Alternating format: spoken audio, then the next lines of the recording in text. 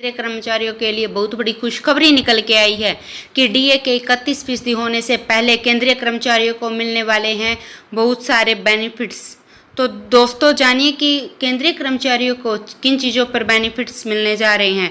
तो दोस्तों हम आपको सब डिटेल में बताएंगे। अगर आप हमारे चैनल पर फर्स्ट टाइम विजिट कर रहे हैं तो चैनल को लाइक कर दीजिए, सब्सक्राइब कर दीजिए, साथ ही साथ बेल आइकन को भी बजा दीजिए ताकि गवर्नमेंट या पेंशन से संबंधित जितनी भी न्यूज आती है उनकी नोटिफिकेशन आप लोगों के पास तुरंत पहुँच के। तो करते हैं वीडियो को स्टार्ट बिना किसी देरी के। डीए रेट में 3% की बढ़ोतरी होने जा रही है दोस्तों, जिसके तहत केंद्र सरकार अब हाउस रेंट अलाउंस भी बढ़ाएगी। इसलिए डीए के संशोधन के साथ एचआर भी जल्द ही 3% बढ़ जाने की उम्मीद में है। तो केंद्र सरकार ने हाल में ही लाखों सरकारी कर्मचारी और पेंशन भोगियों के लिए महंगाई भत्ता और महंगाई राहत को 17% की दर से उनके मूल वेतन का 28% कर दिया गया है। अब सरकार कर्मचारियों के डीए और डीआर को फिर से बढ़ाने की तैयारी में है।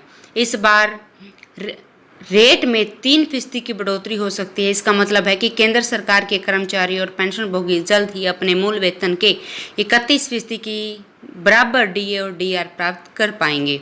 केंद्र सरकार अब हाउस रेंट अलाउंस भी बढ़ा सकती है दोस्तों।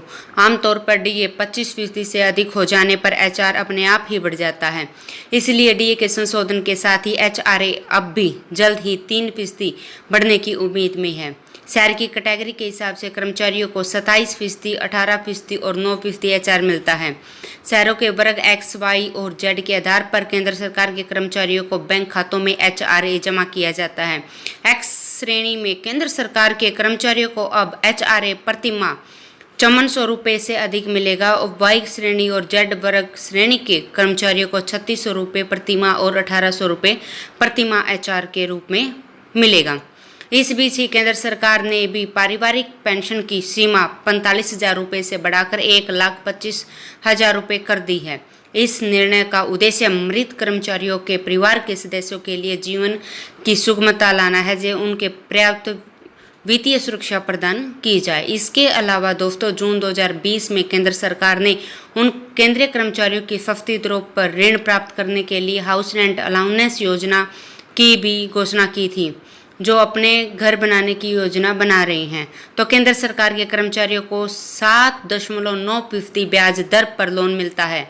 तो पेंशन भोगियों के लिए एक और अच्छी खबर है कि सरकार ने पेंशन भोगियों की सुविधा के लिए पेंशन स्लिप को एसएमएस, ईमेल और व्हाट्सएप के माध्यम से सीधे पेंशन भोगियों के पंजीकृत वितरण पर साझा करने की शुरुआत की है।